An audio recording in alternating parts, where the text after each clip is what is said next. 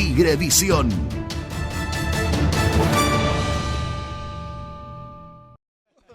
Buenas tardes, ¿cómo están ustedes? Me sorprendieron. Estás muy relajado. Conforme con el triunfo, feliz. Viene por ahí. ¿Cómo va todo? ¿Bien? ¿Cómo andas, Dieguito? ¿Todo bien? Sí, señor. Bueno, ganó Tigre, aplausos. Gracias, Tony. Triunfo, qué importante, necesario. Había urgencia que Tigre gane para cortar una racha de varios partidos sin ganar en casa. Un partido que titulamos Montaña Rusa, ¿no? Sí. Emociones que iban y que venían, chances desperdiciadas. Una vez que se consigue el primer gol, nos empatan al toque y después hubo que remar hasta poder conseguir ese tan ansiado triunfo. Este es el programa 112, el Siempre Tigre. Los vamos a estar acompañando hasta las 7:30 de la tarde. Como siempre decimos, 90 minutos un partido a puro azul Francia y rojo Bermellón. Tenemos muchísimo para compartir, palabras de protagonistas, palabras de goleador, las columnas con Guille Blanco Alvarado, con Andrés Villa, @Tigredatos, y la opinión de todos ustedes, por supuesto, que están del otro lado y que quieren y pueden participar enviándonos su mensaje a través del canal de YouTube, donde nos pueden mirar y escuchar.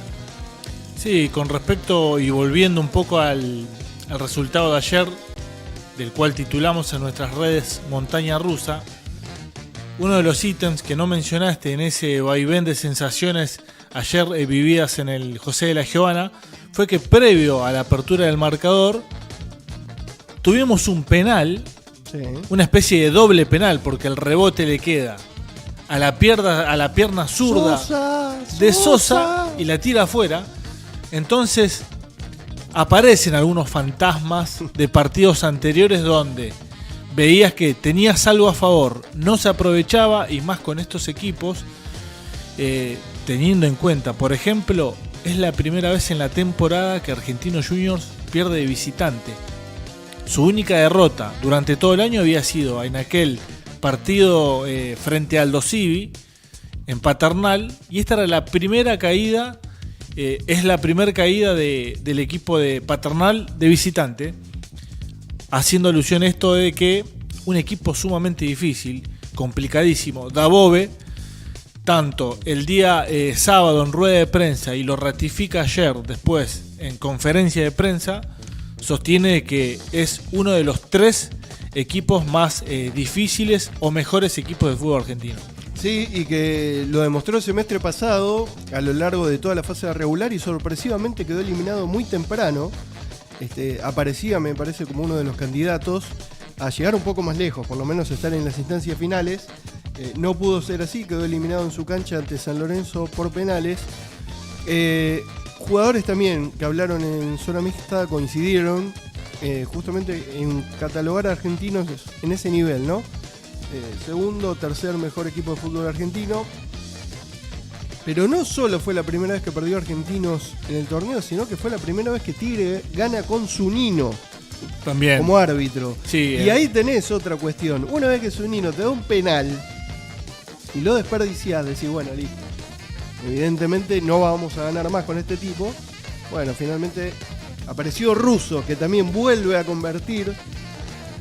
Tigre corta la racha de partidos sin ganar en victoria. Russo vuelve a convertir. Claro, ahí entramos en lo positivo que dejó el resultado. Exactamente. Eh, Javes Saralegui convirtió total. también. Del cual, según mi opinión, Javes no había hecho un buen partido en el primer tiempo. Fue un primer tiempo de rendimientos regulares para abajo. No tuvo una buena performance el equipo para mí, sí, en el primer tiempo. Para mí hay un quiebre en la actitud del juego y demás después del penal, justamente. Tigre erra el penal, o sea, Sosa erra el penal, no puede aprovechar el rebote. Yo percibí que en vez de caerse, ahí Tigre cambió para bien el rumbo del partido. No fue la mejor versión, obviamente, sí, lejos de eso. Pero si bien seguía teniendo la pelota Argentinos Juniors, pero nunca fue protagonista como sí lo había hecho en los primeros 15 minutos, donde interviene 2 veces en doble mano a mano Zenobio y el tiro en el travesaño. 3 claras para el equipo de Nico Díaz. Sí, de arranque nomás, ¿eh? Felipe ya marcó o empezó a llenar los casilleros para ser figura, ¿no? Para mí fue la figura del partido ayer. Sobre todo por ese inicio, sí. Sacá el travesaño, pero tapó 2 en la segunda, sobre todo. Fue una tapada descomunal. Sí, total. Tiro a quemarropa desde, no sé, menos distancia que del punto penal, me parece. Eso demuestra, y lo pude graficar hoy en un tweet que subí, reflexionando sobre esto, ¿no? Que para mí no solamente fue la figura del partido, sino es del rendimiento o de uno de los picos más altos del plantel. Y con ese plus de que también juega con eso de la pertenencia, ¿no? Todo eso le juega a favor. Entra en una etapa de maduración ya con unos cuantos partidos a su favor. Y para mí creo que está alcanzando en pico alto de su carrera en Tigre. Se ha consolidado. No tocó el techo, obviamente. No, seguro que tiene mucho más para dar, pero se ha consolidado en estas últimas temporadas y aparece ya como uno de los referentes, ¿no? Dentro del plantel. Aparte, tiene la gentileza siempre de gane, pierda, tenga buen o mal partido, de hablar con los periodistas que nos acercamos para recabar alguna declaración y demás. Siempre tiene esa amabilidad, Felipe, y lo podemos destacar también. Sí. Bueno, tuviste la oportunidad de estar en zona mixta, recolectando, como decías, algunos testimonios. Sí. ¿Cómo era el semblante de los jugadores? Aclaramos a la gente que nos dividimos cuando es el post partido. Uno va a conferencia de prensa, otro a zona mixta. A usted le toca algo más cómodo. No, butaca. Bueno. El semblante, en lo que a mí me respecta, en cuanto al laburo, el semblante de Diego Dabove, sí. Obviamente que había un conformismo y demás, pero hay algo que quiero rescatar de su discurso en conferencia de prensa, es que reconoce el valor que tuvo el triunfo ante Argentinos Juniors. Con esto es lo que te decía, ¿no? Que él mencionaba sobre la consideración que tiene para con el equipo de Nico Díez, que lo pone entre los 3 mejores como mínimo del fútbol argentino, pero también reconoce de que hay mucho por mejorar. Y usó un latiguillo que no es normal o no es muy común en los directores técnicos, donde dice, y no voy a poner excusas de que recién venimos de la pretemporada y demás. Hay mucho por mejorar y él entiende y sabe de que el equipo, el plantel, está en condiciones de seguir mejorando y de seguir creciendo. Sí, hay que ver qué es lo que falta corregir. Esa sería una de las preguntas, ¿no? Porque él menciona de volver a aquella muy buena etapa del primer semestre. Aquel pico de rendimiento. Pero el ensamble, ¿no? A nivel plantel, se cae de maduro que faltan delanteros. Russo solo lo dijo el otro día en Vélez, porque esto es todo muy fugaz, podemos decir, porque nosotros nos fuimos el lunes pasado con el inicio del torneo para Tigre, por lo menos, y Vélez, y llegamos hoy lunes con 2 partidos en el lomo, y ya el viernes jugamos de vuelta. Pero digo, Russo mencionó en Liniers que él no tenía problemas de jugar con un compañero o jugar solo como lo hace ahora. Dijo, yo me adapto a lo que me pide Diego. Pero es para analizar o para ver en detalle el primer gol de Tigre, el gol de Javes. El que va a trabar como si fuese Santi González es Russo. Traba contra el defensor de Argentinos que quiere salir. La pelota deriva en dirección a Armoa, que alcanza a puntear, y ahí termina de habilitar a Javes, que se va mano a mano con el arquero y puede definir. Pero digo, ahí también notás su laburo. El tipo ganando una pelota en 3/4 de mitad de cancha, un poquito más adelante. Diego Dabove le reconoce y se alegraba por el gol o el reencuentro de Nacho Russo con el gol, por el trabajo que él brinda. Y en esa jugada vos lo seguís y él va a la par de Javes por el medio o sea, a la altura de punto penal, disponible para recibir el balón y definir. Sí, en este caso definió Javes. Pero digo, siguió la jugada, el tipo está metido. lógicamente, uno que espera de un delantero, que haga goles. Ha tenido oportunidades que no ha aprovechado o ha fallado, como pasó en Liniers. O el penal ante Belgrano, que hace que hoy no sea el encargado de patear penales. Sí, quedó Sosa, bueno, seguirá siendo Sosa ahora. Sí, es una pregunta que sinceramente quería hacerle a Diego Dabove. Bueno, se me traspapeló, no se la hice, pero era una linda pregunta como para hacerle. Está bien, tiene un 50% de efectividad Sosa, 2 penales, cerró 1.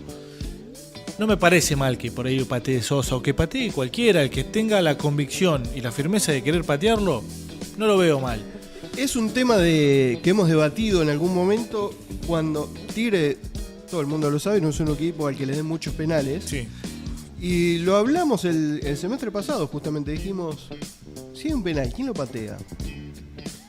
Yo creo que nos quedaba esa duda, ¿no? En el momento no tenés un pateador de penales. No hay un especialista, no hay un especialista, pero en el momento de ayer, por ejemplo, cuando a Tigre le dan el penal, por lo general, siempre la opción es el goleador, sí, o aquel que esté ahí con el tema de tabla de goleadores, o por trayectoria siempre sea un amigo del gol, en este caso Nacho Russo, pero el antecedente, lo que mencionábamos recién, de aquel partido ante Belgrano, que erra el penal, quizás lo corrió de la carrera de los encargados de patear penales, y ahora veremos qué puede llegar a pasar con Sosa.